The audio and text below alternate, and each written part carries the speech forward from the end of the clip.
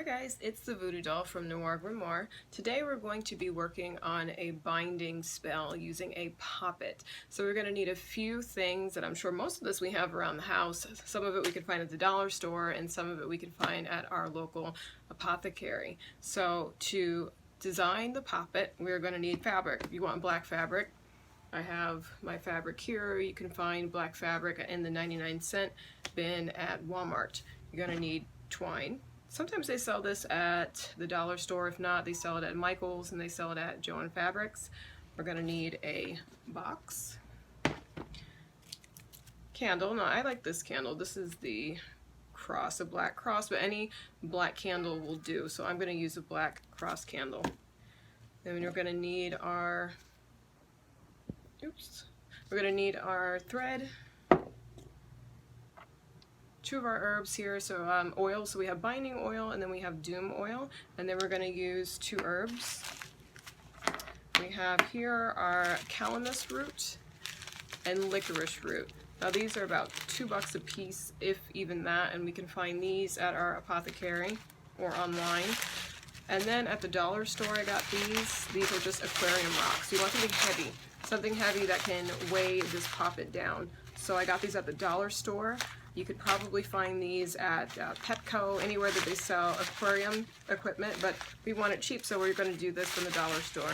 And then graveyard dirt. If you don't have any graveyard dirt, you could just use regular dirt. So I'm going to start constructing this, and then I'll teach you step by step after I do it. 2 seconds.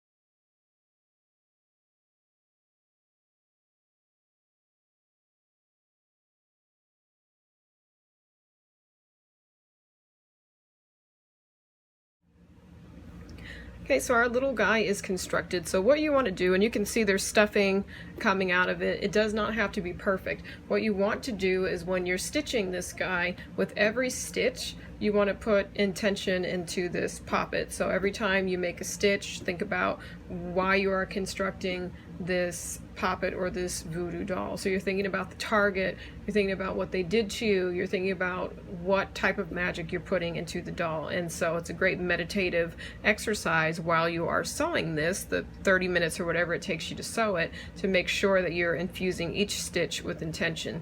So I had used a white marker, or white, it's an eyeliner, NYX eyeliner, to outline the body of the poppet. So then I flipped it inside out. You don't have to flip it inside out. You can leave the stitches exposed. It's your doll. But I flipped this one inside out.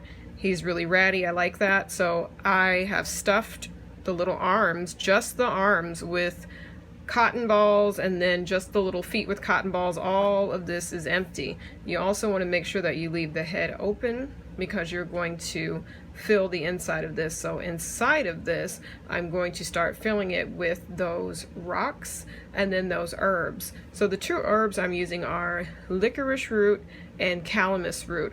Both of them are binding herbs. They're herbs that you want to use for domination. I'm dominating this person. I'm binding them. I'm keeping them from causing me more grief. I'm keeping them out of my way, out of my space, out of my face, all of that. So calamus and licorice root are what I am putting in here.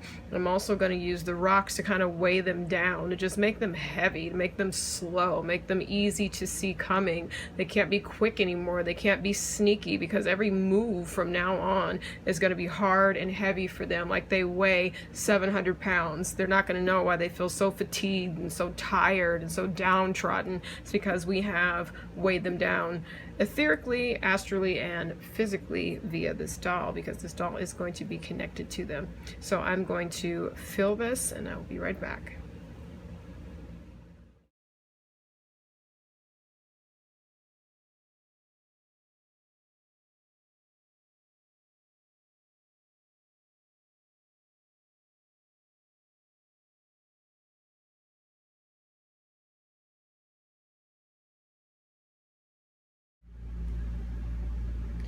So here is our poppet.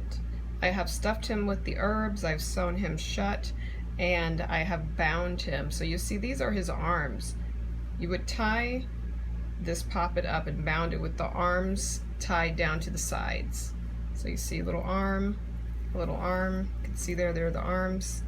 This is his head, 2 little legs, so he's bound and nice and tight. And when you're binding it, you want to speak your intention to it. What are you binding them from? What are you stopping them from? What is your goal with binding them? And once you have bound them, then we'll go to step, I don't even know what step it is, 3, 4, we'll go to the next step. So bind them, stuff them, bind them. When you're stuffing them with the herbs, you're also speaking your intention into them and what you want to happen as well with the heaviness of the rock. So I already did that in the last one, so let's move on. So we're going to put our poppet into a holding cell to bind him. Now you can bury him, he will be buried, but what I want to do is, because I also want to sour this person's life, I want their life to be turned upside down, I'm going to put them in a jar, and then I'm going to bury them in a jar, because there's certain things I want them to be surrounded by. You can almost say if they were in utero, in the womb, like the toxicity that I want them to be held in needs to be in a jar, because the earth would just absorb it. So in this jar I've got my sulfur, I've got peppers, I have brimstone, I have a special binding oil that I made, I have a cursing oil, I have a doom oil. All of that is in here. Then I'm going to put my poppet and his little prison, and I'm going to go ahead and fill it with liquid. That liquid, like you say, that this could be the womb, this is just a coffee jar, and I'm going to fill it with that liquid. I'm going to speak my intention over that. Get yourself worked up in a state and get very angry when you're putting this person in their womb, basically their womb of karma, you can kind of call it. If you want to pee in this jar, you can do that. If you have a dog and they have some extra poop laying around outside, you could put that in there. Whatever it is that you want this person to rest in, that is what you would put in this jar. If you want to spit in it, whatever you want to do is what you would put in this jar.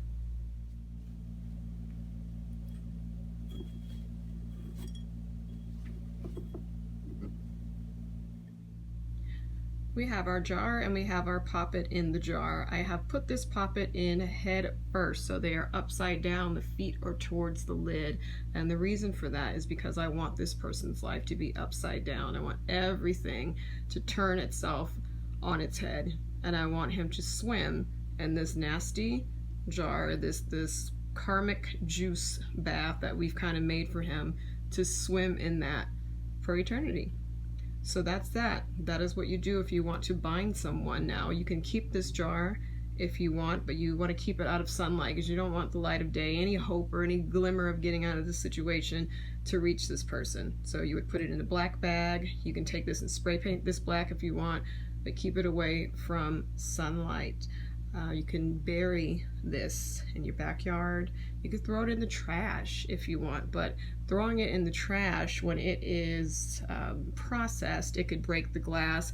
You don't want any of that curse being reduced by that, so I like to keep it somewhere where I know it is never going to be broken, and this person is going to be in this state forever until we decide that they've had enough. So that's what the benefits of burying it is that you can dig it up and you can reverse this. So do what feels right to you, and that is the completion of how to bind your enemy.